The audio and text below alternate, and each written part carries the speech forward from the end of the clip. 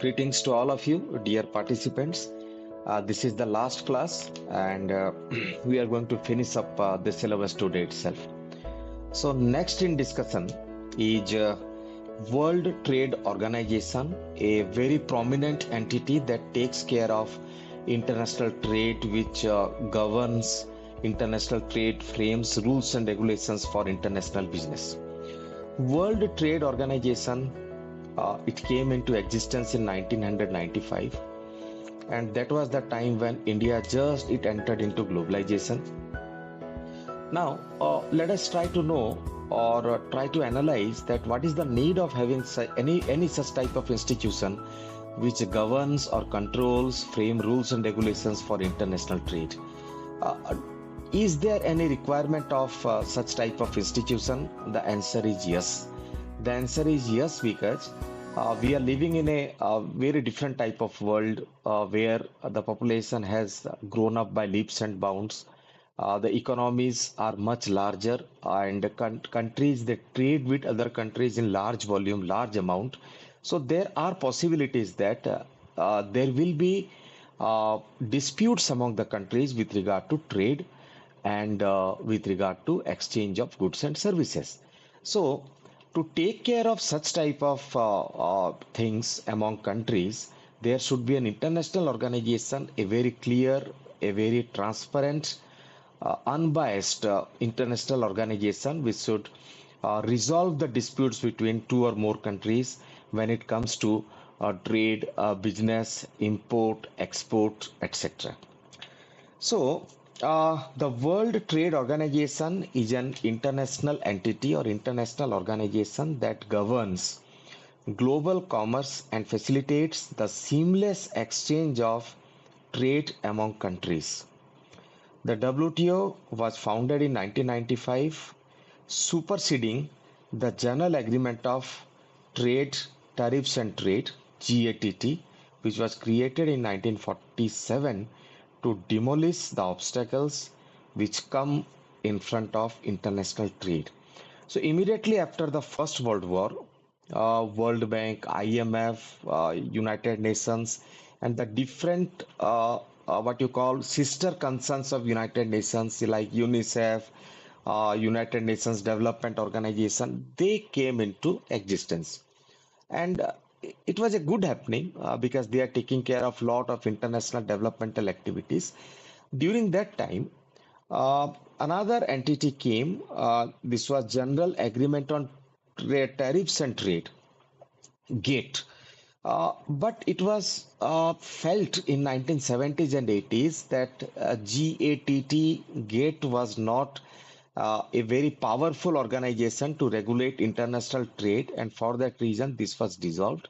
And in 1995, World Trade Organization came into existence. So right now, the rules and regulations are governed, controlled very effectively, efficiently by World Trade Organization when it comes to international trade and business. Key features of WTO, the first one is trade negotiations, facilitates multilateral trade negotiations among member nations to eliminate trade obstacles. So whatever obstacles if they arise, it is the work of WTO to negotiate and to remove such type of obstacles which hinder the prospects of international trade and business. Dispute resolution. So I told you that WTO helps to reduce the disputes, or it helps to resolve the dispute which occurs between country to country. It's quite obvious because if all the countries are involving in international trade, commerce and business, so disputes will definitely arise. So it is the work of WTO to remove such type of obstacles and see that such type of disputes are resolved as early as possible. Capacity building facilitates capacity building of emerging nations to engage effectively in global trade. Developing countries and underdeveloped countries, they lack resources, they lack all type of resources, so they need some sort of support. And it was only after the Second World War where different organizations of United Nations which came into picture, and they started helping the developed underdeveloped country. It was a very good move actually. Prior to that, there was no such organization. And because of the sincere effort of United Nations, so many countries have gained a lot, including India and other Asian countries. So capacity building in terms of resource building, in terms of what you call labor building, in terms of what you call capital building. So these things are facilitated by WTO and other agencies of United Nations. Objectives of WTO, let us discuss very briefly. Advocate for equitable and unrestricted commerce by diminishing trade barriers and tariffs. So, whatever trade barriers or tariffs, if they happens between country, so it's the objective of WTO to resolve such type of issues amicably without any what you call retaliation among the countries or army interference among the countries. Without that, amicably how to resolve that is being taken care by WTO. Promote economic expansion and advancement via enhanced trade collaboration.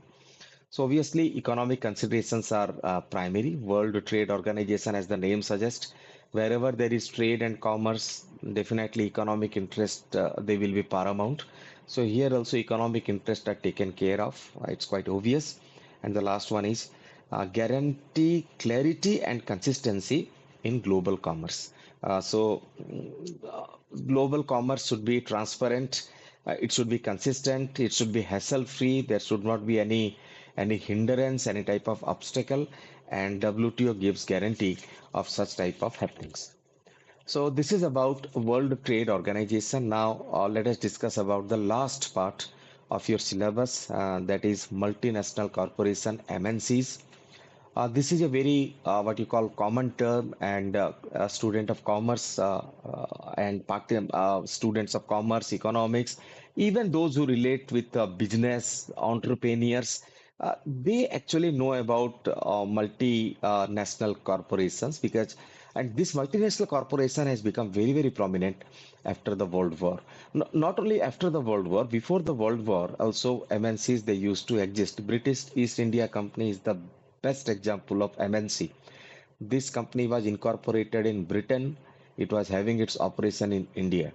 So it was actually a MNC, right? Before independence, also some MNCs were there, which were operating in India, and after independence, also so many MNCs like Hindustan Unilever, outright Procter and Gamble, Reckitt and Colman, and so many even MNCs like Hyundai, Maruti Suzuki is also a MNC. Hyundai Motors is a MNC. Right. In pharma sector also we have got AstraZeneca Pharma, we have got Pfizer. Okay. Likewise, numerous examples can be cited, and they are MNCs actually. So multinational corporations are substantial enterprises that function across various nations. Multinational, that means more than one country. So those companies which have got their presence and operating activities in more than one country, they are called as multinational corporations. They own production, marketing, distribution across multiple nations and are crucial in advancing globalization. Just a couple of minutes earlier, I had cited examples of some multinational corporations which were incorporated in foreign country. Likewise, we have got Indian multinational corporations also, like TCS, Infosys, Reliance Industry, Larsen and Toubro, L&T, so many, Adani Group also, because they have their existence in other countries also. They have got their manufacturing units in other countries also. We can call them as Indian multinational corporations. They are called as Indian MNCs. Factors contributing to growth of MNC. First one is market expansion. Market expansion, yes, MNCs, they operate in more than one country. So definitely, if they operate in one country, the markets will expand. Access to resources. Obviously, when companies they operate in more than one country, they will be able to access the resources of that particular country, man, material, machine, technology of that particular country. Economies of scale are definitely multinational corporations. They work with huge turnover, with large turnover. So when they work in large turnover, they get benefits of returns to scale. And just a I think in the previous class or prior to that, I discussed about synergy, that 2 plus 2 is equal to 5. Okay, that means the output is more than input, where I had cited the example of a pipe carrying water. So if you increase the diameter of the pipe by double, then you will witness that the volume carrying capacity of the pipe will increase by more than double. So that is actually synergic benefit. So economies of scale, because of economies of scale, actually synergic benefit they arise. Technological advancements, the growth of MNCs is facilitated by improvement in communication, transportation, digital technology, allowing seamless international operations. So when companies they work across the globe, then there is technological dilution, there is technological penetration in different countries. So that is a good thing, because when technology they get entered into a particular domestic area, mm, all the organizations within that landscape they are benefited. So these are the factors which contribute to the growth of MNCs. Now, let me share the slides with you to make the content. Jason, today we discussed about this. You can just pay a glimpse on this particular slide for a minute. Everything is mentioned, whatever I discussed. You can pay a look at this. Key functions of WTO is also mentioned. Trade negotiations, dispute resolution, trade policy review, and capacity building. Okay. The next slide is objectives of World Trade Organization. Uh, so, uh, okay. So, in fact, I have not discussed with this with you. Yes, I have discussed, I think. Yes. Already I've dealt with this. Next is multinational corporation, growth of MNCs, factors contributing to the growth of MNCs. Just now we discussed about this. Characteristics of MNCs, let us discuss about this right now. So, global presence. MNCs operate in multiple countries and have significant global influence. So, one thing I must tell you that don't expect that a multinational company will operate in all the countries of the world, but they actually operate in only those countries where they find advantage, where they find merit. They operate in those countries only.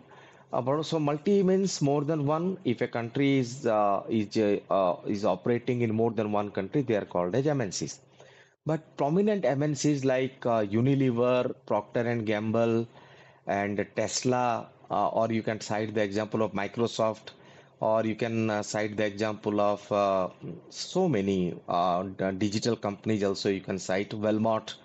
Okay, so these companies have got presence in almost everywhere. McDonald's also. So they have got a large scale presence across almost in all the countries. So there is global presence, centralized control. Despite having operations in various countries, MNCs maintain centralized decision making and strategic control from their headquarters. This is very much essential to maintain the quality and what you call proper governance inside the organization. Centralization, they prefer most of the MNCs. Large scale operations, MNCs tend to have large scale operations leading to greater resource utilization and market penetration. Advantages of MNCs. The first one is job creation. Obviously, so when MNCs they move to a particular country and they will start manufacturing unit. So for that, workers will be employed from that particular area. So it's a very simple, straightforward point. MNCs generate employment opportunities in the host countries by establishing factories, offices, and research centers. In India also, Hyundai Motors is there. They are having their R&D center. They are having their factory in different locations of India. Maruti Suzuki is another MNC. Its factory is there located in Gurgaon, I think so, and they are also very prominent in R&D. Likewise, numerous other MNCs are working in our country. They are having their research and development. They are having their infrastructure. They are having their premises. They are having their factory establishments within the territory of our country. Likewise, Indian MNCs, they have got their what you call land, building, infrastructure, technology, manpower in foreign countries as well. Skilled and unskilled labor is absorbed, contributing to economic growth. So without labor, it's not possible to run a particular company.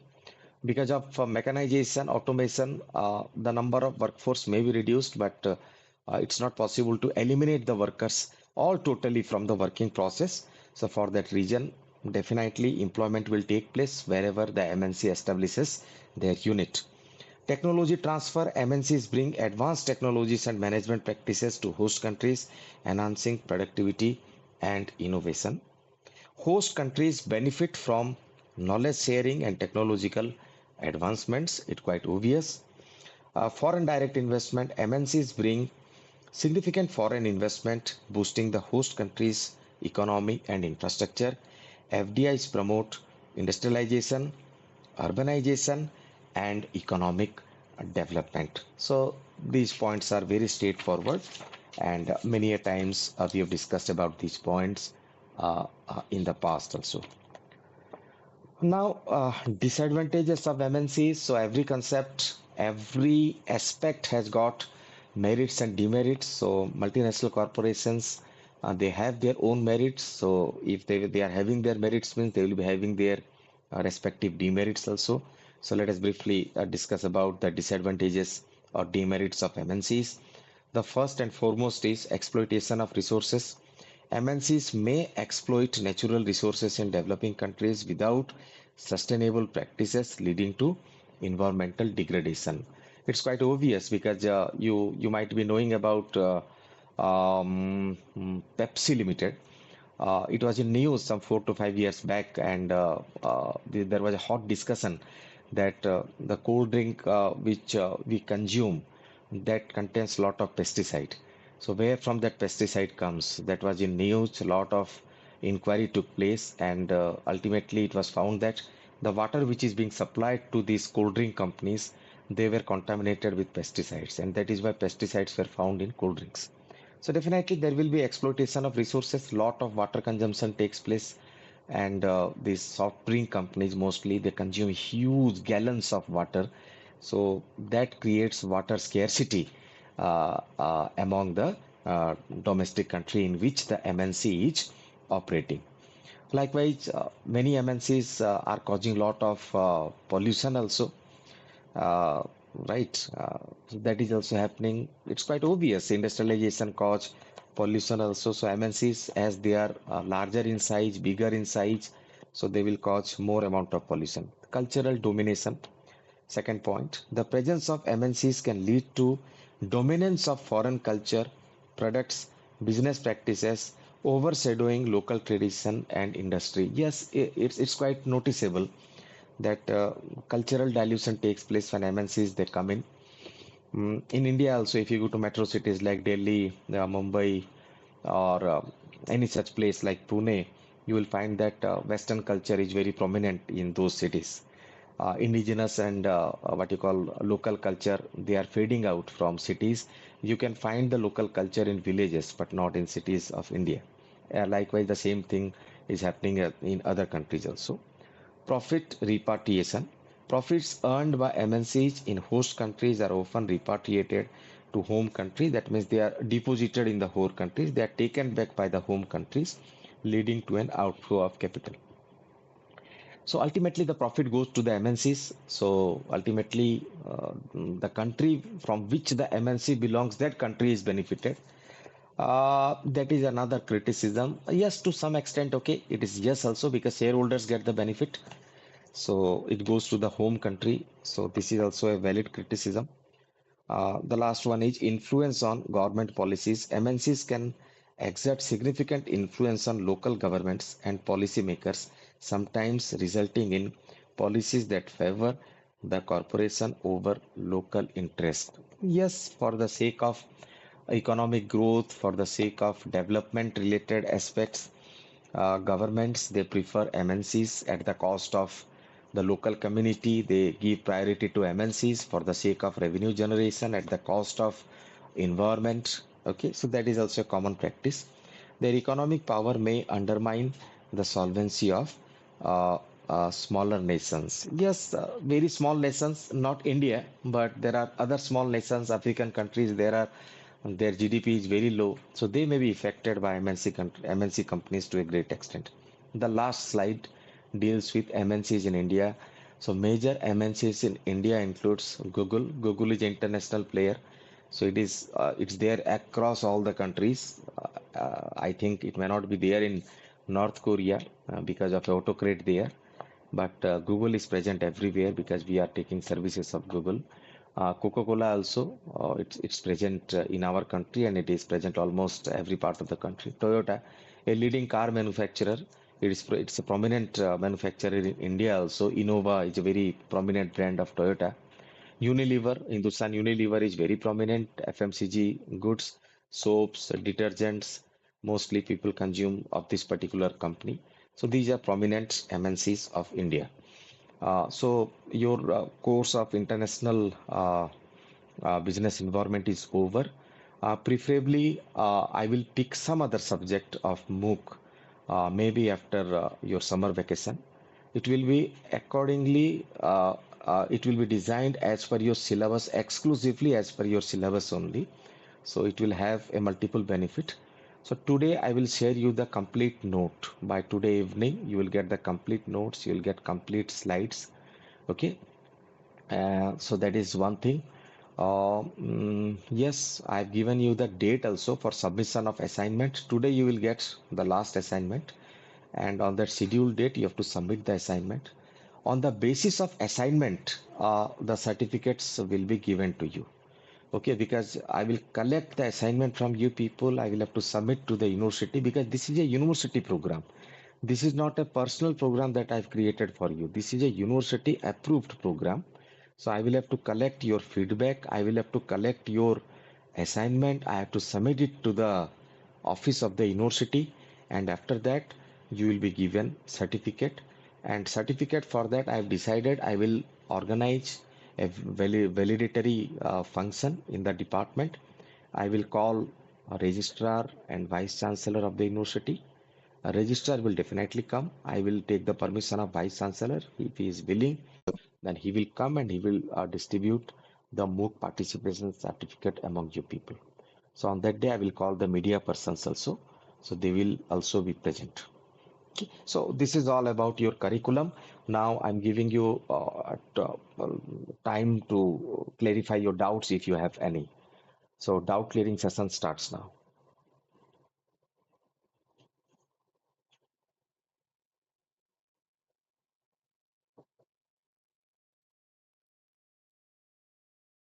Yes, move forward with your doubt.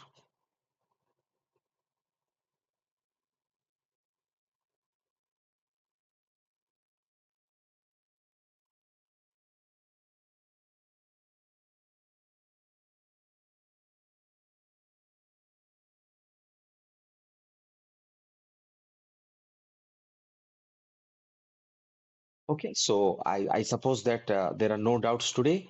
So I must thank all of you that you took part in this Mooc program and made this program very successful. And definitely your participation will encourage me to create such type of innovative platforms for the benefit of the participants, students, and the community as a whole. So once again, I extend my sincere thanks to all of you. Thank you very much.